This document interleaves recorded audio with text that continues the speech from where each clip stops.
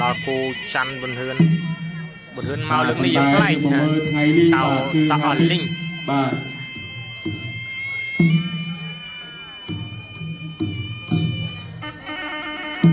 គឺប្រកួតនៅសៀមរាបហ្នឹងអាយ៉ាកដាលគឺដូចសាមឿនបាទហាវិត FTK បាទដូចជាចង់ធំយើងលោកអាយ៉ាកដាលទៀតបាទដល់ថ្ងៃប្រកួត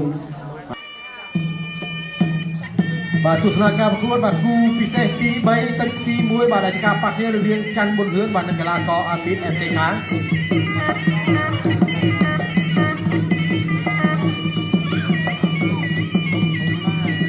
ប្រកួតតែ3ទឹកទេបាទដាក់មកជើងឆ្វេងបាទពីប៊ុនហ៊ឿនបាទឯទេវតាបាទគាត់កំពុងតាមរំមើលទឹកសោយបាទរបស់ប៊ុនហ៊ឿនបាទគាត់មកជើងឆ្វេងបាទផឹកខ្លួនថយចោយបន្តិចបាទគាត់ឆ្វេងកងវិញបាទដាក់ជើងរងជាប់ប៊ុនហ៊ឿនគាត់ព្យាយាមដើរចូលគាត់ជើងឆ្វេងរងជាប់វាយឆ្វេងមកដៃចូលមុខបាទគាត់មកជើងឆ្វេងបាទគេផុតបាទគិតលះបាទស្រាប់កីឡាកររបស់អ៊ីរ៉ង់បាទដើរចូលធាក់ឆ្វេងគាត់ឆ្វេងសងវិញលឿនបាទពីច័ន្ទប៊ុនហ៊ឿនបាទវាយឆ្វេងមកដៃបាទគាត់ឆ្វេងចាប់ជើងបានគាត់មកជើងឆ្វេងរងជាប់អត់អីបាទប្រកួតបន្តនេះបាទប៊ុនហ៊ឿនបាទព្យាយាមដើរចូលបាទមកជើងស្ដាំធាក់ឆ្វេងថែមបាទពីកីឡាកររបស់អ៊ីរ៉ង់បាទអេតេកាបាទលោកយ៉ាងណាបាទប្រាប់កីឡាករអ៊ីរ៉ង់បាទកំប៉ោងខ្សែរីងបាទវាយឆ្វេងបាទតែត្រង់នេះបាទប៊ុនហ៊ឿនក៏អត់ចូលទៅផ្ដាច់បាទវាយឆ្វេងម្ដាយគាត់មកជើងឆ្វេង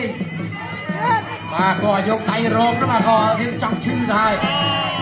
បាទម្ដាយឆ្វេងដួលទៅឡើងវិញបាទបន្តការប្រកួតទៀតពីអេតេកាបាទវាយឆ្វេងចំពោះអីយយបាទដូចជារៀនចង់យ៉ាត់តាំងពីទឹកទី1នេះទៅបាទវាយស្ដាំឆ្វេងបាទប៊ុនហ៊ឿនបាទព្យាយាមចូលមកទៀតបាទតបស្ដាំគិតផុតបាទវាយស្ដាំតត់ឆ្វេងចាប់ជើងបានគាត់មកជើងឆ្វេងបាទពួរខ្លួនគិតផុតបន្តិចបាទប្រកួតបន្តទៀតប៊ុនហ៊ឿនបាទព្យាយាមដើរចូលបាទធាក់មកជើងឆ្វេងពោះធាក់ឆ្វេងគិតចាប់ជើងបានវាយចូលពោះបាទលោកយ៉ាងណាបាទប្រាប់កីឡាករអ៊ីរ៉ង់បាទកំប៉ោងខ្សែរីកទី1បាទឆ្វេងត្រង់នេះបាទធ្វើឲ្យកីឡាកររបស់អ៊ីរ៉ង់បាទគាត់ឈឺដៃទៅហើយបាទដាក់ដៃរង5 6 7 2 8 9 10 10 ទៅហើយបាទ